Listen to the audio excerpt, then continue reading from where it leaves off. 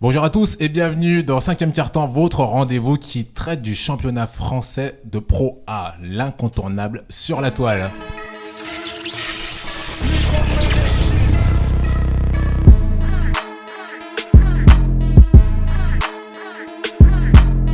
Merci à tous de nous suivre de plus en plus nombreux sur 5e quart-temps, votre rendez-vous donc qui traite du championnat français de basket Pro A. J'espère que vous allez tous très très bien.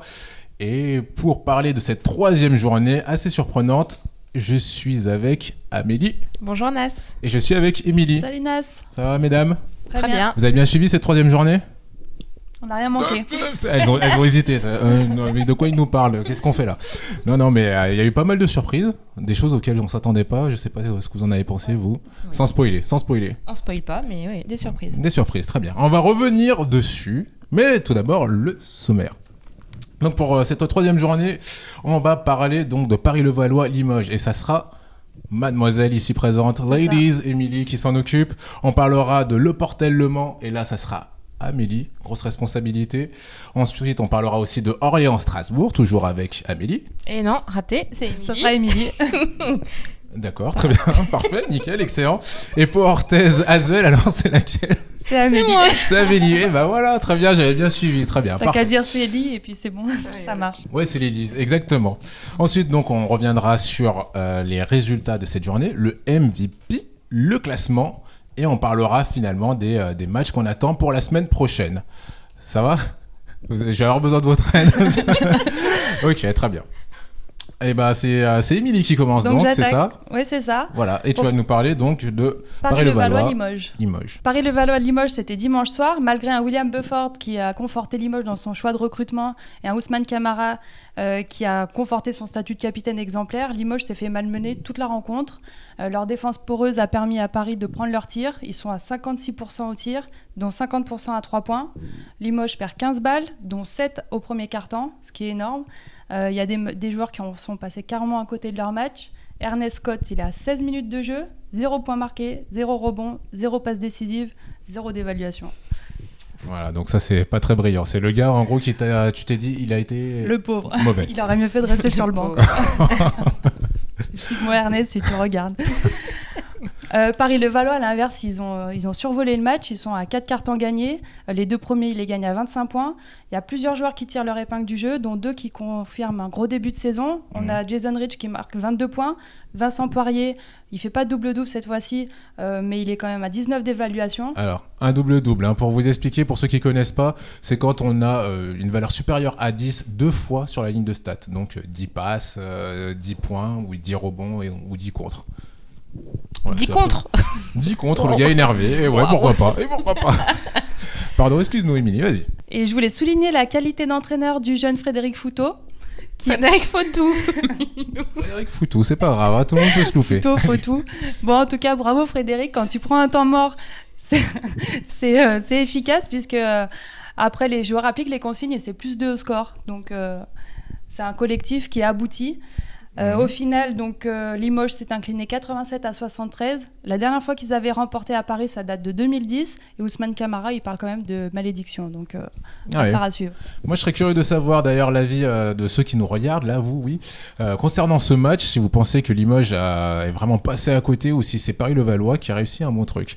À toi, Émilie, donc tu vas nous parler de Le Portel-Le Mans. Oui. Le Mans, bizarrement Le Mans.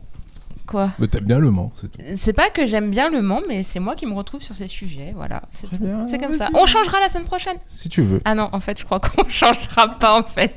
C'est prévu comme ça la semaine prochaine. Voilà, bon. voilà. C'est d'après, si on parle. Bon, allez, bref. Alors, du coup, donc, le match, le premier quart-temps a été équilibré. Et ensuite, Le Portel a pris 10 points d'avance au deuxième quart-temps et ils sont restés en tête du coup jusqu'à la fin du match. Et c'est donc finalement Le Portel qui s'impose 81-75 face au Mans. Donc alors là, pour le coup, c'est une première victoire qui est historique pour le club parce que c'est la première victoire du club en Pro A. Wow. Donc Le Mans cette saison est la première équipe à tomber là-bas, mais à mon avis ça sera pas la dernière parce que Le Portel, ils ont un public réputé un des plus chauds bouillants de France. Voilà. Donc ça va être compliqué pour les autres équipes d'aller gagner là-bas. Alors, concernant le match, moi, je pense que Le Mans, clairement, ils commencent à avoir des difficultés avec leur secteur intérieur. Ils ont des blessés, Peter Corneli, Moufiarou. Du coup, ça commence à être un petit peu compliqué pour le pauvre Wilfried Yeguete qui fait son petit travail tout seul. Il fallait bien qu'elle le place. Non, mais arrête, après, on va croire que je suis vraiment pro Yeguete, c'est fou. Non, mais il est bon. Tu l'as vu dans toutes les émissions. Bah Bonne oui, lancée. il est bon. C'est vrai qu'il est bon, il a fait encore une bonne éval. Et puis, du coup, au Portel, moi, je voulais juste souligner la bonne prestation de Darine Dorsey, donc le meneur. C'est sa 2e saison en France. Il jouait à Poitiers, en Pro B, la saison dernière. Et là, il nous fait un petit 21 d'évaluation à 16 points. Je trouve que c'était pas mal. D'accord. Toi, Émilie, est-ce que tu as remarqué quelque chose de particulier sur cette rencontre ? Alors moi, j'ai un chiffre clé pour vous. C'est le chiffre 6. Alors, Le Mans a perdu de 6 points. Le Portel a 6 rebonds offensifs de plus que Le Mans. Et Le Mans a 6 balles perdues de plus que le Portel. 6 balles de permis. 6. D'accord, c'est bon, je l'ai. Ok. Très bien. Autre match qui se déroulait en même temps, il me semble, c'était Orléans-Strasbourg. Me regarde pas, Et c'est oui, pour moi. Émilie, pardon, excusez-moi. Allez. Alors Orléans-Strasbourg, c'était un match qui était tendu et serré. À la mi-temps, Strasbourg mène de 2 points. On est à 73-73 à la fin du temps réglementaire. Donc on va aux prolongations forcément. Côté orléanais, on a 2 joueurs qui sortent du lot. Marcus Somerville qui a 24 points marqués, 9 rebonds, 22 d'évaluation. Et le MVP de la rencontre, Kyle McKellarney, 18 points, 4 rebonds, 5 passes décisives. Côté strasbourgeois, on a pu compter sur Edgy Slaughter, qui a arraché la prolongation. Malheureusement, il n'a pas pu sauver son équipe une 2e fois, puisqu'il a loupé le tir à 3 points de la gagne au buzzer.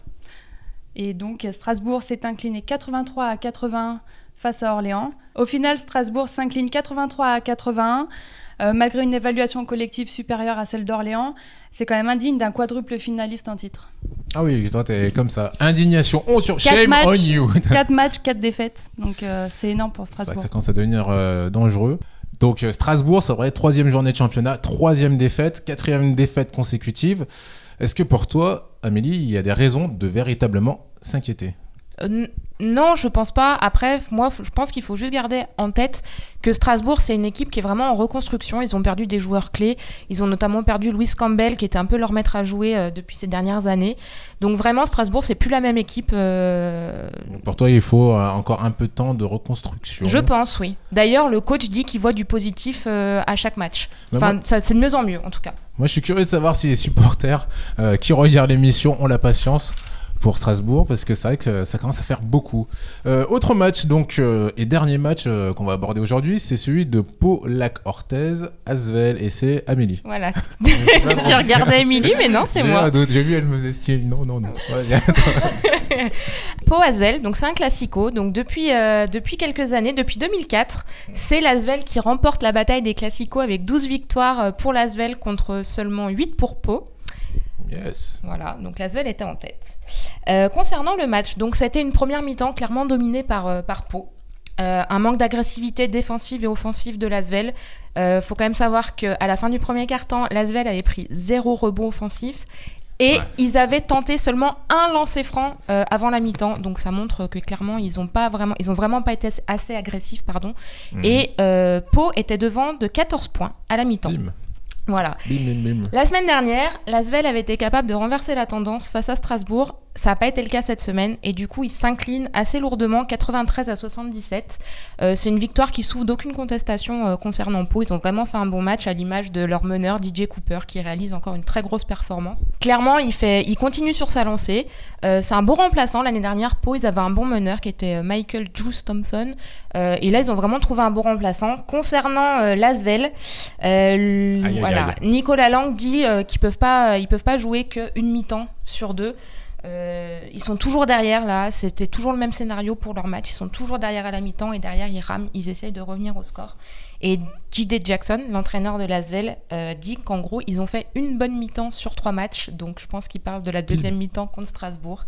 Donc l'Asvel, voilà, c'est pas génial. Et quand même pour souligner un petit fait, ça faisait 3 ans que Pau n'avait pas gagné contre l'Asvel.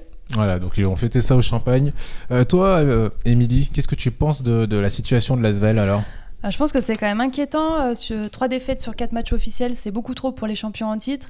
Et je partage l'inquiétude de J.D. Jackson quand il dit que ce qui faisait la force de l'équipe la saison dernière, à savoir les rebonds, c'est clairement une faiblesse cette année. Contre Pau, ils sont à 45 prises contre 33 pour Pau. Donc 15 rebonds offensifs, c'est beaucoup trop. Et oui, et moi c'est vrai que du coup je voudrais rajouter qu'ils ont quand même encaissé 93 points, ils ont encaissé 90 points lors de la première journée contre Monaco. La saison dernière, c'est la seule fois, le max qu'ils avaient encaissé, c'était contre Chalon en demi-finale de la Leaders Cup, c'était 91. L'année dernière, l'Asvel était une grosse défense, et cette année sur 3 matchs de championnat, ils se prennent trop de points, clairement. Ouais, vivement le retour de KUD. Hein. Ouais, mais il me semble que J.D. Jackson d'ailleurs avait dit qu'il y avait beaucoup de blessés et que c'était compliqué pour lui de mettre en place les entraînements. Donc peut-être à voir avec le retour de certaines personnes. Voilà, bon, on verra. On va enchaîner donc tout de suite avec le récapitulatif des scores de cette 3e journée. Donc sur cette 3e journée de championnat, on a pu voir Chalon-Reims donc perdre à domicile face à Monaco 68-106. Monaco a encore cassé la baraque. Je me demande qui pourra les stopper. Le Portel a gagné face à Le Mans, donc tu en parlais tout à l'heure, Amélie. Hier, Toulon a perdu à domicile face à Nanterre 76-79. Paula Cortez a battu donc l'Asvel comme on l'a vu précédemment. Nancy a perdu à domicile face à Cholet. Chalon-sur-Saône s'est imposé à domicile face à Antibes qui n'avait pas perdu encore de match jusqu'à présent. Orléans-Strasbourg, eh bien c'est Orléans qui a triomphé à domicile avec un beau 83-81. Match compliqué comme tu nous l'as expliqué. Et Paris-Levallois s'est imposé face à Limoges. Et Dijon a triomphé à domicile face à Gravelines-Dunkerque. Petit point sur le classement, donc pour cette 3e journée, on a Monaco et Nanterre qui sont toujours en tête avec 3 victoires. Ils ont été invaincus. On peut constater que Pau, Orthez, Limoges stationnent au milieu de classement. Inquiétude quand même pour Strasbourg, Nancy qui sont 17e, 18e. Aucune victoire, et on remarque aussi un Lyon-Villeurbanne qui sillonne dangereusement vers le bas du classement. Alors mesdames, on va enchaîner tout de suite avec votre joueur emblématique de cette journée. Pour qui avez-vous voté Poufou, c'est toi qui commences.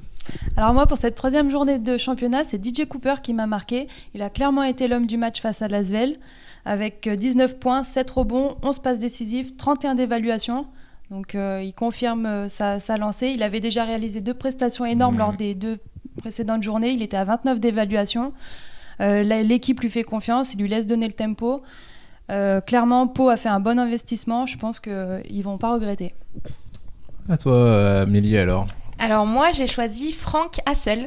Donc on n'en avait pas encore parlé, il joue au Portel, donc ça permet de souligner une fois de plus la prestation du Portel. Alors Franck Hassel, donc c'est sa 2e saison en France, il jouait l'année dernière en Pro B à Boulazac. Il a été finaliste de la Leaders Cup, il a été élu également plusieurs fois MVP lors des journées de Pro B la saison dernière. Et donc là, il nous fait un beau 28 d'évaluation à 24 points à 65% de réussite et il prend 9 rebonds. Pas mal.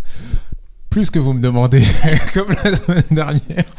Eh ben écoutez, pour moi, c'est DJ Cooper. Les gens, vous allez penser que je copie à chaque fois les copains, mais c'est pas du tout le cas. DJ Cooper, pour moi, il a vraiment été exceptionnel. Et en plus, il confirme vraiment, c'est vraiment le patron de cette équipe. Et vraiment un très très gros meneur. Ensuite, donc, pour finir, les matchs que vous allez suivre pour la 4e journée. Alors moi, comme on en a parlé tout à l'heure, ça sera une fois de plus Le Mans. Donc Le Mans qui se déplace à Nanterre. Donc je suis très contente de voir jouer Nanterre pour la première fois cette saison. Le match est samedi à 18h30. Oui, voilà. Alors il est diffusé sur SFR 2, SFR Sport 2 même. Toi, Émilie ? Et moi, ça sera aussi un match diffusé, mais ça sera Monaco. Je veux voir combien ils vont mettre à Hier-Toulon. Voilà. La fille qui veut juste voir comment Hier-Toulon risque de se faire déchirer. C'est vrai que Hier-Toulon, ça risque d'être... Monaco cette année. Mais est-ce que tu penses quand même que Hier-Toulon peut faire quelque chose Non, impossible. Impossible, d'accord. Impossible. Toi aussi, impossible. Je pense que ça va être dur, mais après, il y a des joueurs, je pense, dont on pourra parler à Toulon. D'accord, on en reparlera la semaine prochaine. Pour ma part, moi, ça sera Le Mans-Nanterre aussi. Je pense que c'est une très très belle affiche et je suis vraiment curieux de voir ce que ça va donner. Oui, et je pense qu'il faudra quand même aussi jeter un œil sur le Strasbourg qui reçoit le Portel. Donc, est-ce que Strasbourg va enfin gagner ça, à domicile. Voilà. Est-ce que Strasbourg va démarrer sa saison? Voilà, c'est ça. Et le Portel, est-ce que le Portel va du coup continuer sur sa lancée? Et on pourra regarder si Ernest Scott a mis des points. Très bien, très bien. Bon, bah, on arrive à la fin de cette émission. Juste pour moi, le temps de vous rappeler de vous abonner sur le YouTube. N'hésitez surtout pas aussi à nous laisser des commentaires, vos avis, vos impressions. Abonnez-vous, mettez des likes. Vous pouvez aussi nous retrouver sur notre page Facebook. Et puis, bah, je vous dis à la semaine prochaine. Ciao, ciao.